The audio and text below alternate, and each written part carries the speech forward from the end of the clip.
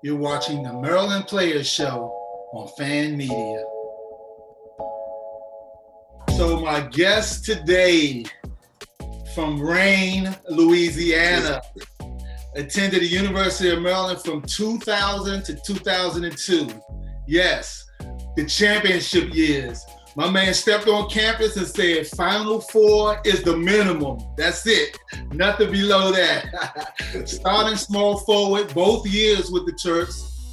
In his junior year, averaged 10 points, 4 rebounds. In his senior year, averaged 11.5 points, 5.5 rebounds. Known as the lockdown defender on that team. And for you young bucks, you know, the Daryl Morcell of that team. You know, a Final Four appearance in 2001 and part of the University of Maryland's only championship team in 2002. Welcome to the show, Byron Mouton. How you doing, my man? Hey, man, I'm grateful to be on this show, man. I appreciate you, man, and for the invite, man. It's a great thing you got going on, man. I'm just so happy I got an opportunity to talk to you, man, especially what's going on, you know what I'm saying? Yeah, man. We talk basketball. Absolutely, man. Great to have you on the show. You know, a legendary player, man. So let's start off like this. Let's start in the beginning. What was it like, you know, growing up in Rayne, Louisiana? Oh, man, you know, being in a town, man, with 7,000 people, man, it's not a lot of resources, man. And, you know, like I say, growing up, I was a baseball guy, man. I didn't really start playing basketball until like the 7th, 8th grade. And then my brother, you know, wanted me to play. You know, he advised me to play. And I say, man, look, man, I love baseball, man. You know, I like basketball, but I love baseball. Yeah. So long story short, man, I started playing basketball young, but I wasn't serious about it till like 7th, 8th grade. And then, you know, I like, man, these guys are pretty good, man. Like I said, I'm behind, man, because I ain't started like, you know, they playing basketball 1st grade, you know, right now. It's crazy. And I was trying to do it for 24/7, man. And, you know, my freshman year, man, I worked so hard, man. Coach put me on the varsity team. You know, it's crazy. Then my junior year was my first year I ever played AAU basketball, man. We only had 6 guys, man. I'll never forget that, man. 6 guys, bro, on an AAU team. It was our local guys, man. We went out there, man, made a name for ourselves. Made it to the AAU Final Four, man, when it used to be in North Carolina. You know, it was at Duke, North Carolina, and Wake Forest back then. Yeah. And it was crazy.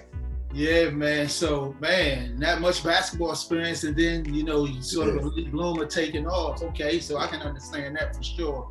So ultimately, when you became a senior in high school, you were one of the best players, if not the, in the state of Louisiana. So how was that? How was the recruiting process for you at that point? Oh, man, it was crazy, man. Like I said, I went to AAU Nationals on 17 and under, man, and we went back and we made to the Final Four, man, and then, oh, man, it went crazy, man. Like I said, we went to Vegas, played in a tournament, man. I was averaging like 25 a game in the AAU, and somehow, some way, we got invited to this tournament, man. It was crazy. We got invited for this tournament in Texas. I'll never forget it, man. It was Duke, North Carolina. Your boy Dave Diggins was there. Maryland was there. It was crazy, man. And that's the first time we ever played on a big stage. So I think everybody was over there. Remember that guy, Ryan Humphreys? I think he was at Oklahoma or something. Did he transfer to Notre Dame? But that was the same situation when we both transferred when I was transferred to Tulane. Dave Diggins said, man, we're going to get you or Ryan Humphreys. So anyway, long story short, they were set up there to see Ryan Humphreys, man. Man, we went off, man. I had like 40 that game. And that's when my recruitment just took a whole different turn. And then, you know, Rick Pitino came see me. Nolan Richardson came see me. Huh? Did you have a lot of schools interested? Yeah, man. Shoot, man. I had about 50. I had about 50 schools, man. After that, my recruitment was like this school called USL. It was small, you know, a little small school in Lafayette, Louisiana. And then I had another school like Lamar University. But when I went to that tournament, I blew up, man, in high school.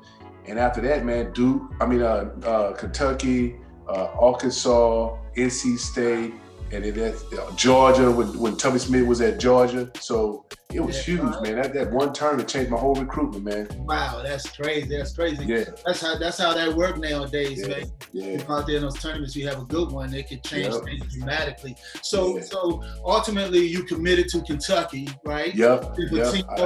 Pino leaves and go to Boston, and then you change, you decommit, and then head to Tulane. What was that process like, going through that? You were, what, 18, 19 years old? And trying to figure it out and going through that process. Man, what was that like? Man, listen, man, it was crazy, man. It was, my dream was to play for Kentucky or Arkansas. Arkansas back in the day had one of my favorite players, man, Scotty Thurman, man. Remember Scotty Thurman back in the day? That's one of my, he did that's one of my favorite players. And Kentucky had one of my favorite players because everybody called me, was kind of comparing me, was Ryan Mercer, man. Those are my two favorite players back then. And I was like, ultimate, Patino came down, man. He took on me straight up, man. Like you my guy, man. Right. So I chose Kentucky, and then all of a sudden, man, I was hurt because he ended up taking that Boston Celtics job. And then actually, I wanted to go to LSU, but LSU, man, 2 months later, LSU goes on probation with that whole Lester Earl thing back in the day. I don't remember Lester Earl.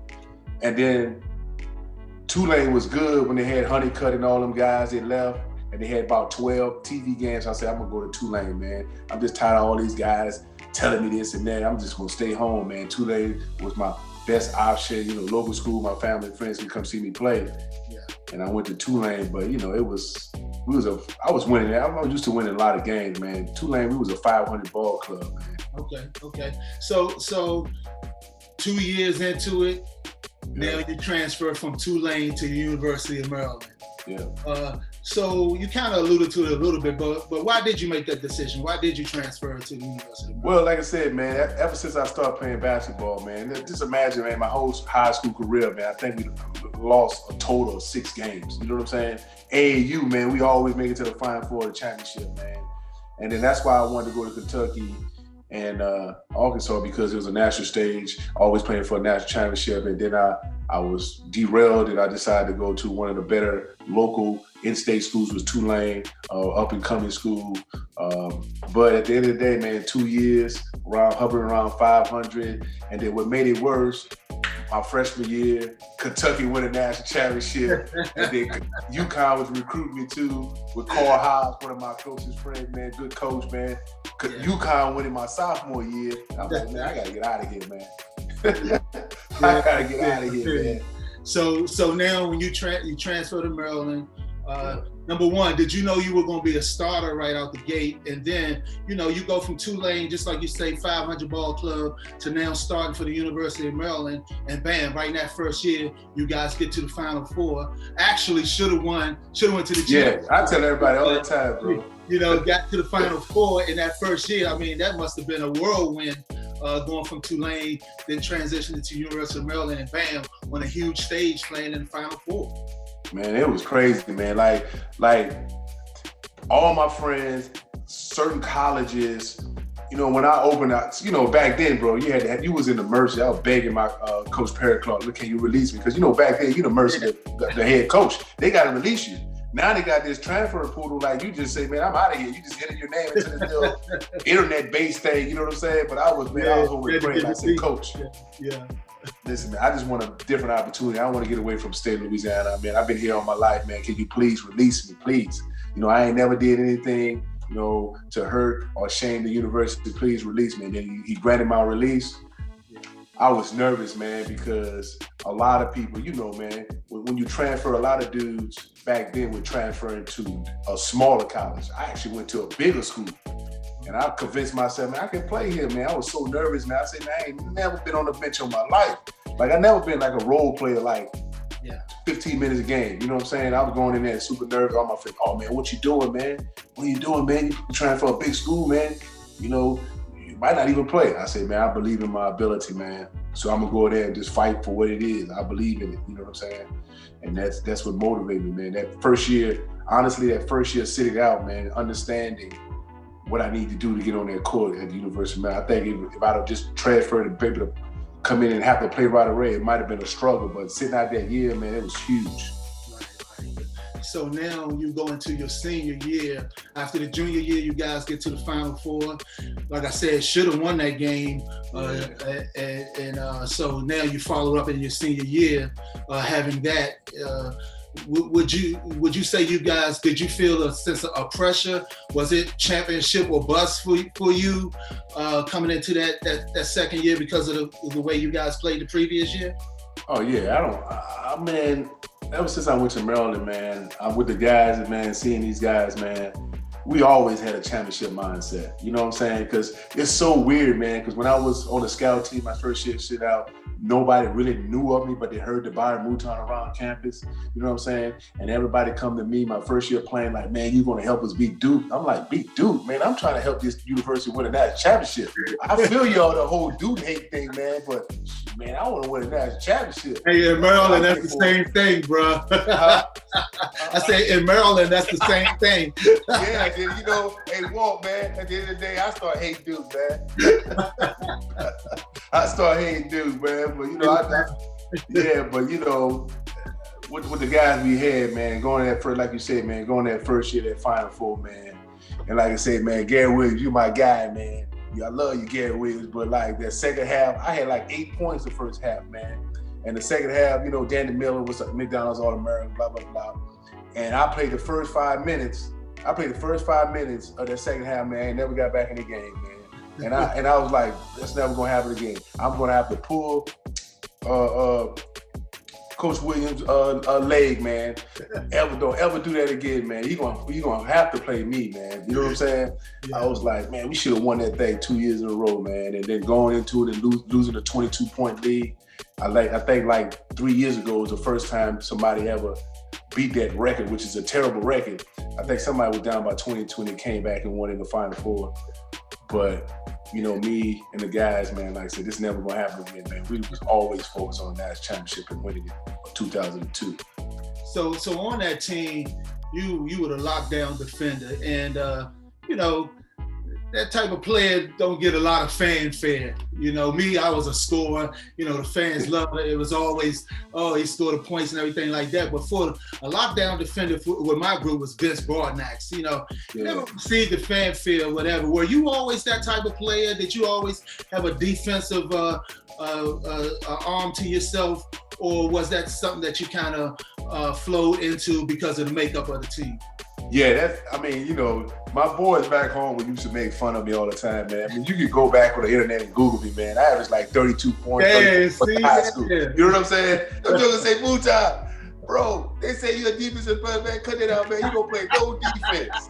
What are you talking about, defensive players? Boy, you was all offense, zero defense, man. Right. But you know, man, like you said, man, I was the type of player, man. Anybody ask me what position you play, I say, Coach, I'm a basketball player. I play whatever you need me to win. And I feel for me to get on that court with the University of Maryland, that team, man, I had to have a role, man, to score when I have to or score when they need me to. But most importantly, man, just try to get everybody understanding how important defense is. And I told Coach Williams, man, I would take that challenge to play or defend the best player on every team that we play. You know what I'm saying?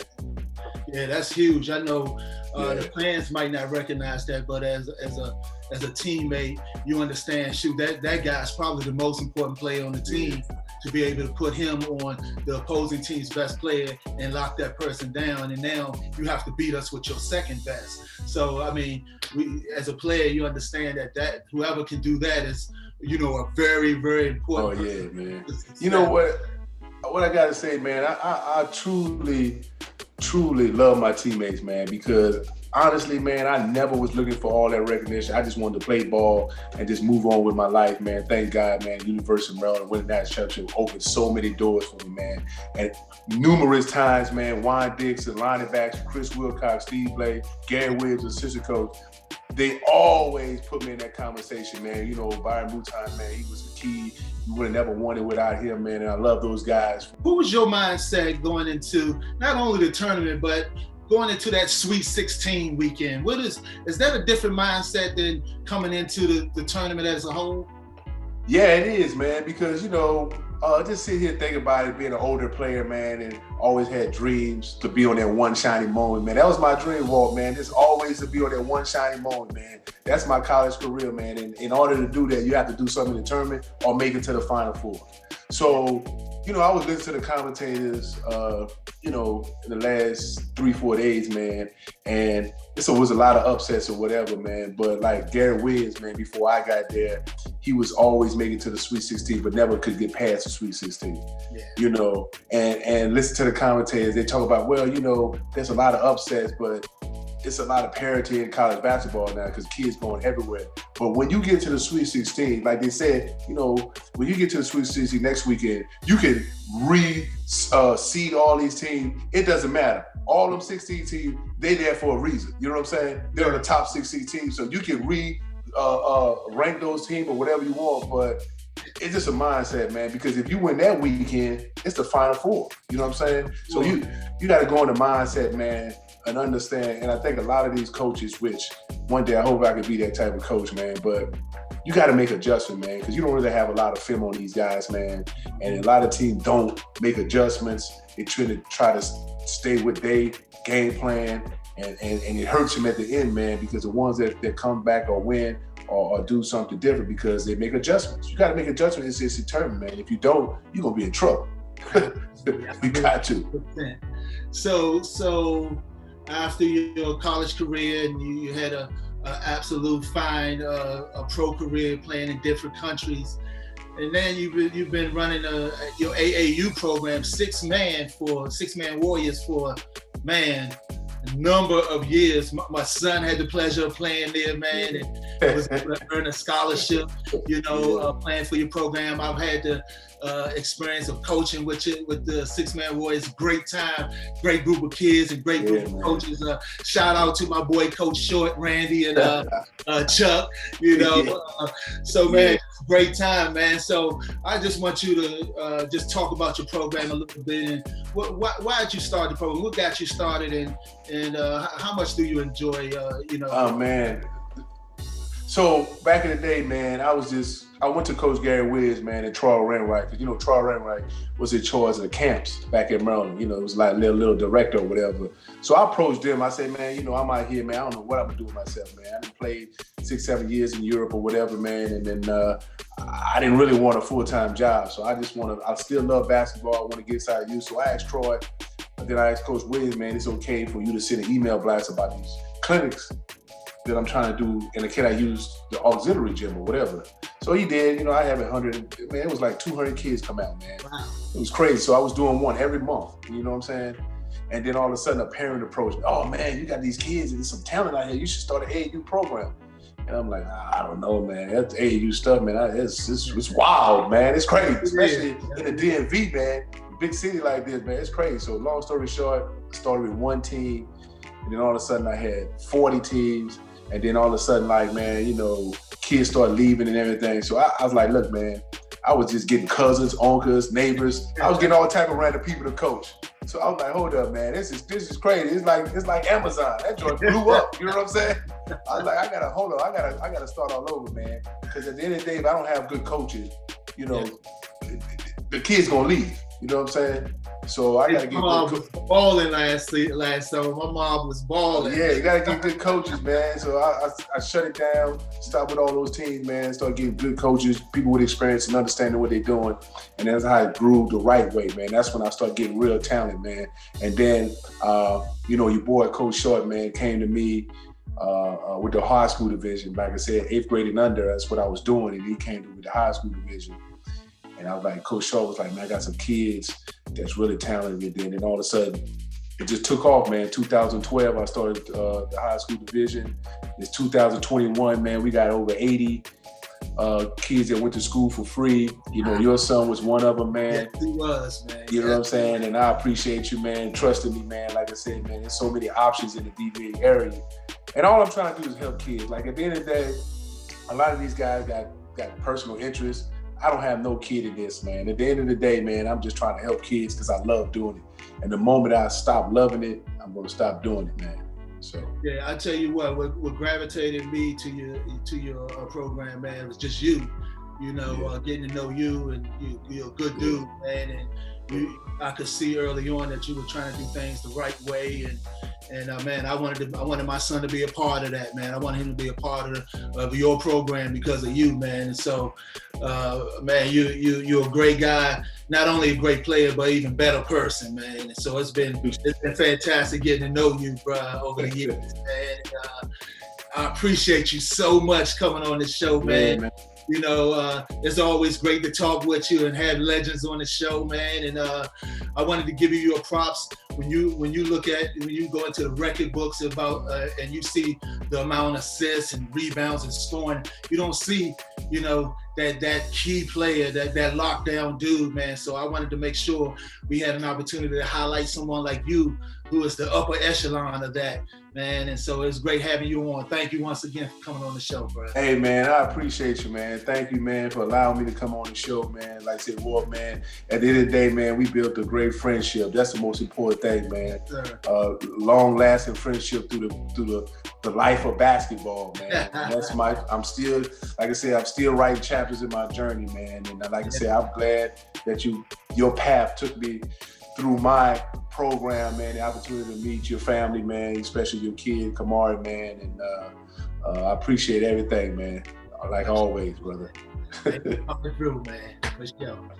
To host a player show or appear as a player on a player show, simply create a profile on Fan Media's iOS app or website. Select your teams and make a short intro video on your phone.